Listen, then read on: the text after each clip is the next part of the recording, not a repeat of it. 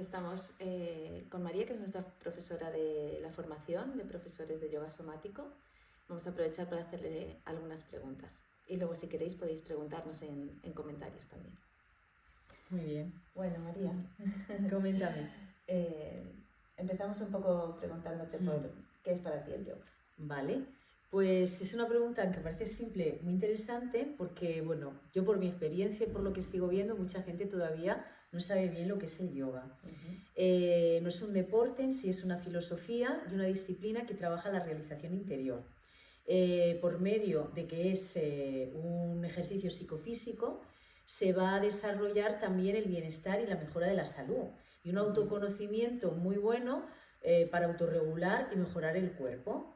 En muchas ocasiones lo que pasa es que la parte esta de la realización interior no se trabaja y es muy importante. De hecho, el yoga ya lo dice hace 6.000 años y nuestra sociedad hoy día ya se comenta que una de las inteligencias más importantes o interesantes para cultivar es la inteligencia intrapersonal, que es la capacidad de verse dentro, sentirse dentro y reconocerse en la parte tanto personal como en la parte esencial.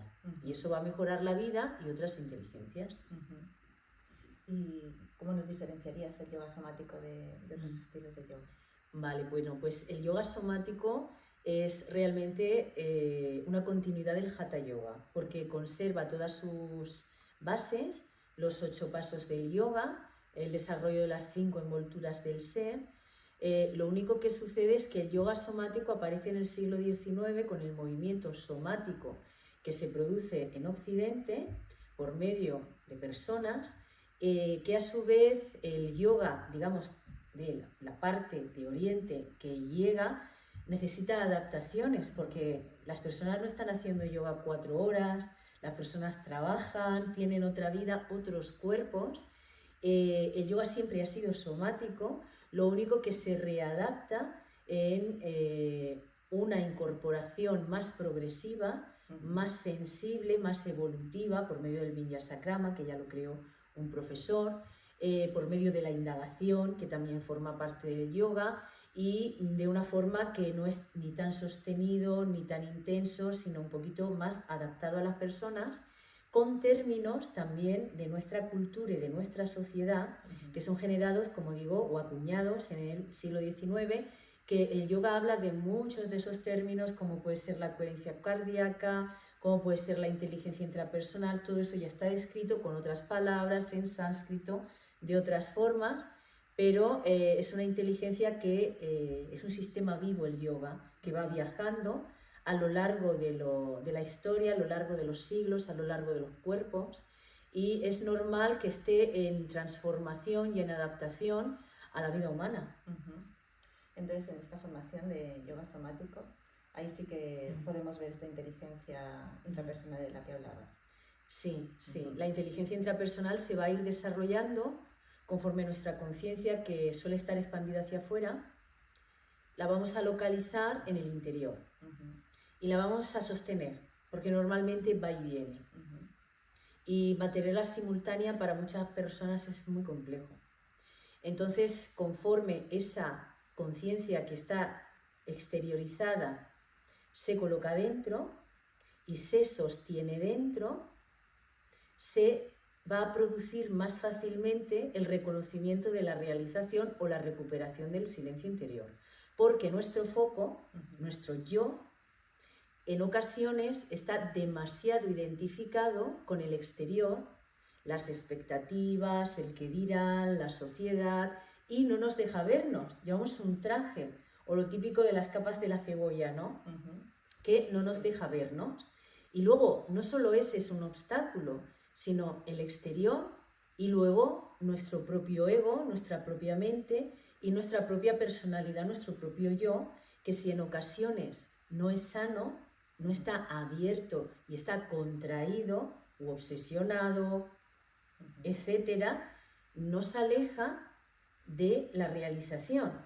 Pero conforme eso se va suavizando, esa exteriorización se retrotrae hacia adentro y ese ego se va volviendo más sano, más plástico, existe la oportunidad de dar un salto a que esa identificación tan grande con el exterior y con la personalidad pase a otro punto, que es la autoobservación. En yoga se llama Saksi la conciencia testigo.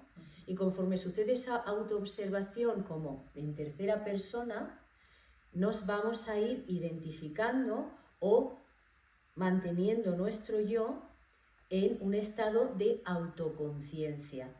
Y esa autoconciencia que se desarrolla en un nivel personal o en un campo va a permitir que se reproduzca en otros campos o en una mirada hacia diferentes áreas de la vida, mejorando la vida. Muy interesante, María. Sí, fenomenal. ¿Y qué piensas de esa frase tan somática de que pensamos con el cuerpo? Vale, pues yo lo creo muy interesante porque vivimos en una sociedad muy racional. Hay personas que nacen muy racionales, hay personas que son más intuitivas, musculares o creativas, hay diferentes tipos de cuerpos, pero nuestra sociedad en general es muy racional. La forma en la que nos enseñan en los colegios, a no vaya a ser que sea un colegio diferente, es muy racional. Metemos la cabeza en lugares donde no se necesita la cabeza y ni pensar. Las relaciones, en muchas cosas, porque no sabemos distinguir entre las cualidades de la mente, que son pensar, recordar, calcular, memorizar, proyectar, desear, imaginar, entre las cualidades que tiene nuestra conciencia y usar nuestra conciencia, que es contemplar, el silencio interior, sentir profundamente, es la creatividad. ¿Y qué pasa? Que al tener esa educación excesivamente racional y actuar y meter la racionalidad donde no se debe, pues nuestra vida se distorsiona y se vuelve conflictiva. Tenemos conflictos dentro y muchos conflictos fuera. Y esos conflictos nacen de un estado excesivamente dual. Y ese estado excesivamente dual es porque no se integra la mente con la conciencia. Y lo que nos enseña a pensar con el cuerpo es salir de la racionalidad de la mente y empezar a experimentar que nuestro cuerpo piensa. Por ejemplo, cuando una persona hace una relajación a veces, puedo hacer un ejercicio de preguntarle a su cuerpo. Te vas a tumbar, vamos a hacer una relajación y te voy a mencionar una serie de palabras y me vas a decir luego qué necesita tu cuerpo soltar.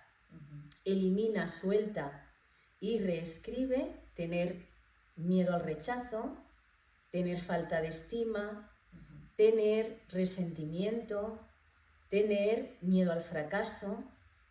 Y mientras voy diciendo esto, hay personas que en un término no sienten nada y en otros sí. Incluso el cuerpo, sin pensar, sin racionar, se puede emocionar. Hay gente que dice, ay, parece que mis ojos querían llorar, se me ha encogido el estómago. De pronto, cuando has dicho eso, se me ha abierto la respiración, porque nuestro cuerpo habla. Este es un ejemplo, por ejemplo, muy sencillo, donde se puede ver que pensamos con el cuerpo. Pero este término explicado en la vida cotidiana, a veces pongo el caso de que una persona, dos personas en el trabajo, no están a gusto. Entonces, un compañero piensa que va a hacer un plan y que en 6 meses él puede realizar un cambio. Puede estudiar algo diferente en 6 meses o en 12. Puede realizar un cambio, puede estudiar algo nuevo, puede hacer ofertas de echar ofertas de trabajo nuevas y ver qué pasa. Se atreve. Y el compañero que está al lado, al que se lo cuenta, le dice, pero con lo mal que está todo, ¿cómo te atreves? ¿Y si luego te cogen y luego te despiden? ¿Y si te vas y no te sale? Si tú coges esos 2 cuerpos y mides el índice de oxígeno en sus pulmones, la capacidad de aire que pueden tomar, el cortisol que tienen en los riñones, si mides determinados factores, la persona que se siente capaz va a tener un cuerpo y un cerebro diferente. Entonces eso estamos pensando con nuestro cuerpo. Luego lo vemos y lo racionalizamos en nuestra mente. Pero nuestro cuerpo decide en base a muchos factores internos y luego ambientales. Hoy día la ciencia lo habla, pero el yoga ya dice la importancia de los ambientes, las compañías, las personas, las palabras, el alimento. Sí, ¿Por qué dice eso el yoga hace 6.000 años o más? Porque sabía ya que pensamos con el cuerpo. Muy interesante. Y en cuanto al ambiente, ¿qué piensas en el ambiente en una práctica de asana? ¿Es importante? ¿Hay que tener en cuenta diferentes aspectos para...? Sí, el ambiente al practicar yoga pues siempre ha sido importante, por eso se enseña el yoga siempre en un ambiente calmado, en un lugar apropiado. Inicialmente se aprende en grupos, se aprende con compañeros, porque se genera una energía de gente que está junta y que va hacia el mismo objetivo, que está tomando el mismo camino, que tiene unos valores similares, que quiere crecer, que quiere desarrollarse. Entonces ir a un sitio alejándose de todo el estrés que hay social, pues es propicio. Pero el siguiente paso sería, este es el primer paso para aprender, que es importante. Pero luego el siguiente paso sería es hacer la autopráctica, que esto no todo el mundo lo hace.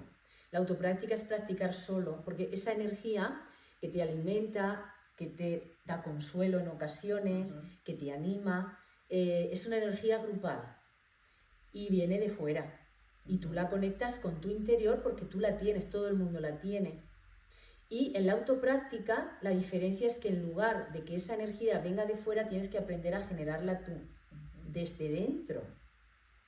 Entonces la autopráctica es más compleja porque a veces la persona se pone a hacer autopráctica y le empiezan a salir cosas que no veía, que no se daba cuenta cuando está la profesora delante y los compañeros, porque eso es un ejercicio de atención, ¿no? Y de quitar soportes para ver realmente lo que hay debajo de esos soportes.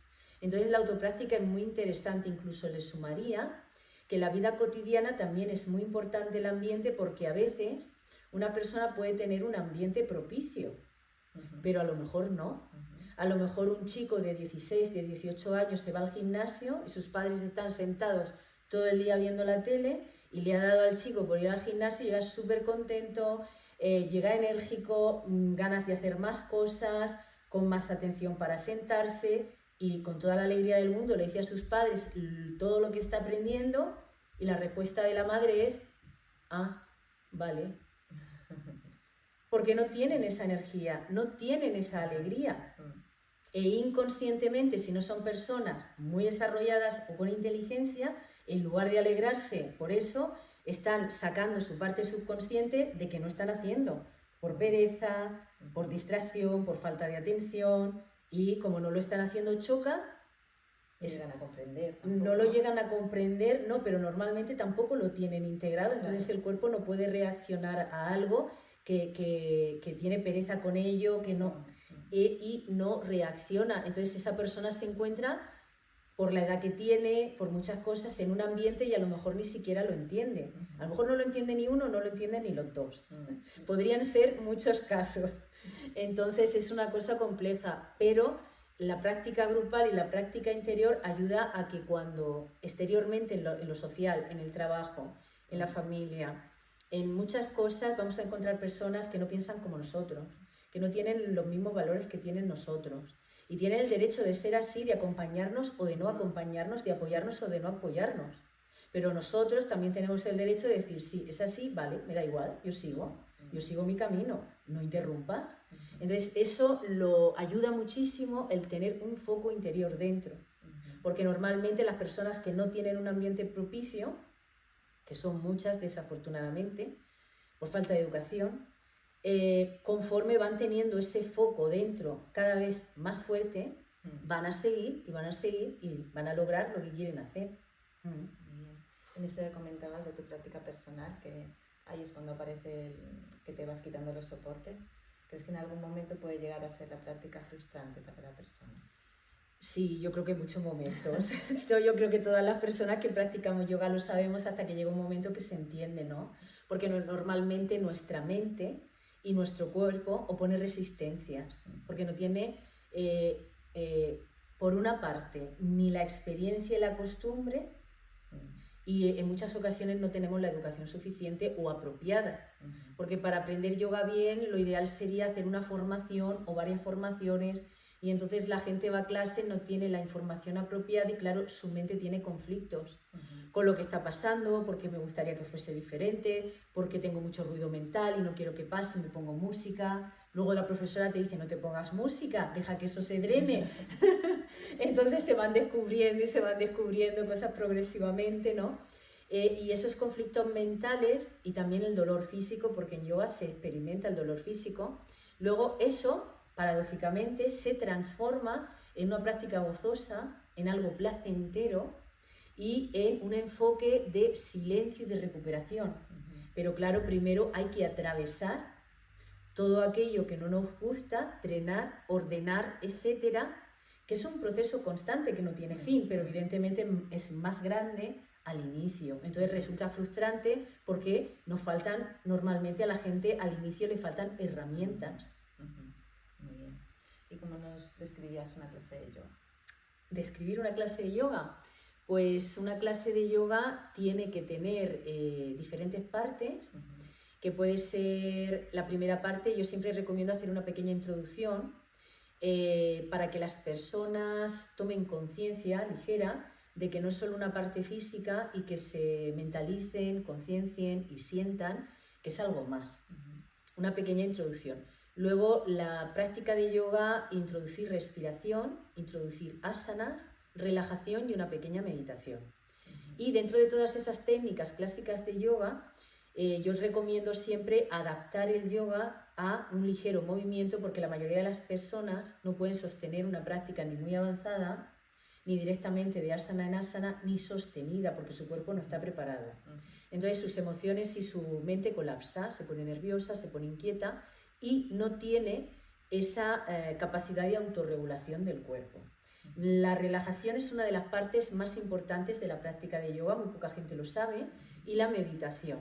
Cuando practicamos yoga, la atención que tenemos al hacer la práctica, la conciencia, la atención, la sensibilización, la respiración, todo lo mejor y presente que yo pueda hacer eso, que es una energía exterior, en movimiento, cuando yo me quede quieta, esa misma energía o más, se llama en yoga, le dicen energía centrífuga y centrípeta, va a ser proporcional a cuando me quede en la quietud, la energía que se va a mover, a hacer un reset, un barrido en el cuerpo de autorregulación, en que va a producir una autorregulación. Si la persona está haciendo yoga y la profesora, en una práctica de yoga, otra cosa muy importante es llevar a la persona dentro al cuerpo, observar, sentir, soltar.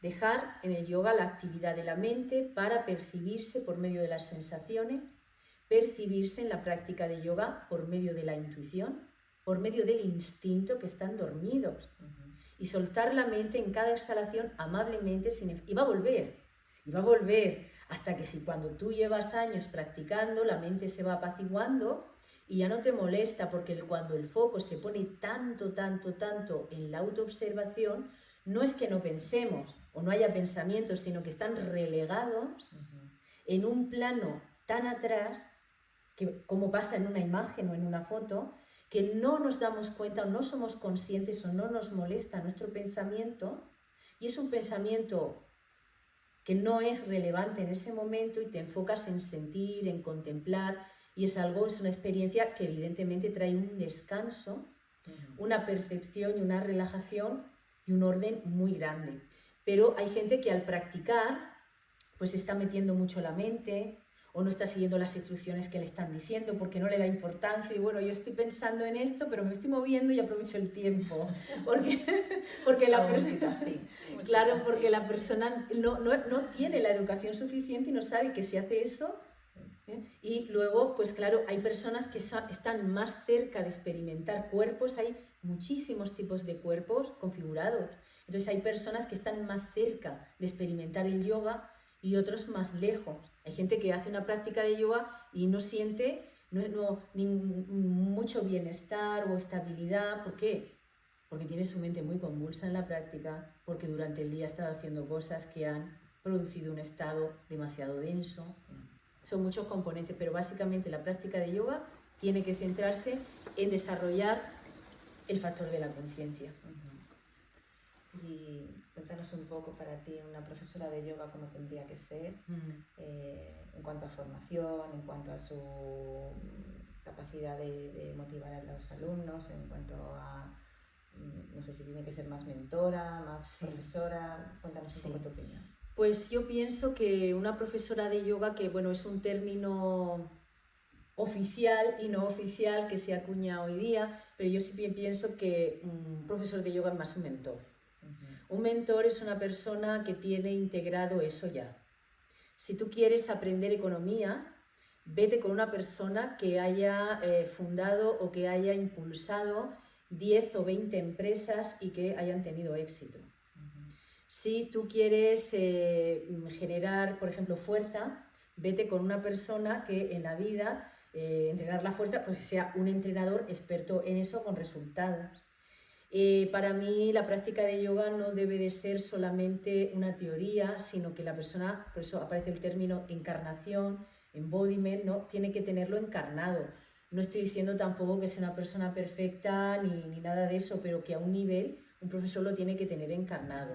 Por eso es más un mentor, porque un mentor tiene la energía, tiene la experiencia y eso se traslada de cuerpo a cuerpo, pero no solo con el yoga. Se traslada con la economía, se traslada con el amor, se traslada con la fuerza, se traslada con muchas cosas. Por eso los libros tienen cierta y buena información, pero realmente esa energía de mentor o de mentora es muy interesante porque está encarnado eso. Y las características de la profesora de yoga o el profesor es que se haya dado un tiempo para poder integrar eso, porque vivimos en una sociedad tan rápida que las personas quieren hacer 2 años o 3 de yoga y ya quieren iluminar a todo el mundo. Nadie ha salido o nace con todas las cosas claras y todas las personas tenemos nuestros errores, vamos aprendiendo y nos vamos refinando, todas, ¿no? Pero es importante tomarse un tiempo para poder decir, bueno, unos años para mí, descubres algo y ya enseñas y luego mientras vas enseñando, de hecho, aprendes más, porque ese refrán de que se dice que enseñando se aprende es cierto, porque tú ves a la gente y tú ves y ves y ves y ves y tú das y recibes, ¿no? Descubres cosas, descubres movimientos, descubres qué pasa en el cuerpo, ¿no? ¿Qué pasa en la mente? ¿Por qué sucede así? ¿Por qué piensa así? Entonces, tú vas aprendiendo de ellos también porque vas estudiando más y se van uniendo y uniendo y uniendo cada vez más cables y entonces, claro, cada vez hay más sabiduría. Aunque también siempre sigue habiendo, como yo digo, algún cable suelto. Pero bueno, es una cosa interesante. Y si ahora alguien que nos escucha está pensando en hacer una formación de yoga, ¿por qué le recomendarías estudiar yoga somático? Vale, pues yo le recomendaría estudiar yoga somático porque es una formación que integra la parte de la teoría y que integra la parte de la práctica. También intento explicar las cosas de una forma muy cercana y de una forma muy clara.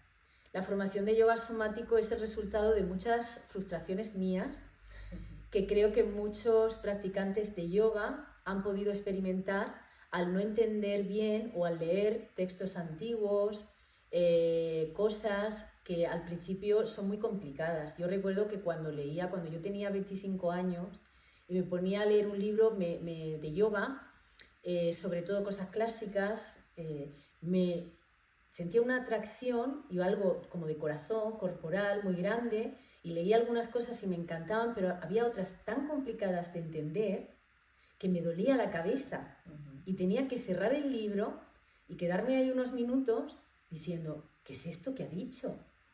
¿No? Y luego estaba estudiando y estaba formándome con profesores, pero en ocasiones es un pensamiento y un razonamiento tan diferente al occidental que nos puede chocar mucho o resultar muy complejo. Y eso que yo tenía ya una predisposición, porque yo desde pequeña, por ejemplo, a mí siempre me ha gustado pensar o ver cosas de forma muy diferente, ¿no? A mucha gente, y aún así me costaba. O sea que imagínate a una persona que es muy racional, es una cosa muy compleja, ¿no? Entonces, hay muchas cosas que se nos presentan que yo intento suavizar o acompañar a esa persona porque sé ya de adelantado que esa persona tal vez le cueste leer determinadas cosas, le cueste hacer determinados movimientos, sé cómo va a reaccionar su mente, qué emociones va a tener, y entonces hago un acompañamiento desde la realidad, desde la experiencia, para que esa persona pueda sobrellevar eso mucho mejor y no solo de una forma racional, sino que lo pueda solucionar con todo lo que es, con todo su cuerpo, con sus emociones, con su mente, con su personalidad, con todo lo que es. Entonces ahí es cuando hace un movimiento en el que la persona avanza. ¿Y ves esta formación más específica para gente que se quiera dedicar luego a dar clases de yoga? ¿O crees que puede ser algo válido para todo el mundo? Esta formación es para todo el mundo, de hecho tenemos mucha gente que la hace a nivel personal. El perfil de la formación de yoga somático pues son muchas personas de 25 a 45 años, con perfil de profesores, psicología, nutrición, ciencias del deporte, profesoras de pilates, profesoras de yoga ya, de otras formaciones, también gente que viene de la danza, de educación social, siempre cosas relacionadas con el crecimiento, ¿no? Y mucha gente lo hace a nivel personal y luego hay personas que la hacen a nivel profesional para tomar una metodología, porque el yoga somático es el Hatha Yoga, pero con una metodología de integridad estructural y de focalizada progresivamente en integrar las cosas de una forma occidentalizada y traducida. Entonces es muy interesante porque puede facilitar a una persona que tal vez necesita un mayor orden tras una formación de Hatha Yoga o unas herramientas para poder enseñar, tenerlas, pero lo paradójico es que la mayoría de gente que hace la formación para enseñar, cuando hace la formación de yoga somático para enseñar, se da cuenta que ha aprendido y que necesita seguir aprendiendo. Sí. Muy bien. Pues muchísimas gracias, María. Gracias a ti. Esperamos verte en la siguiente formación. Y a ti también.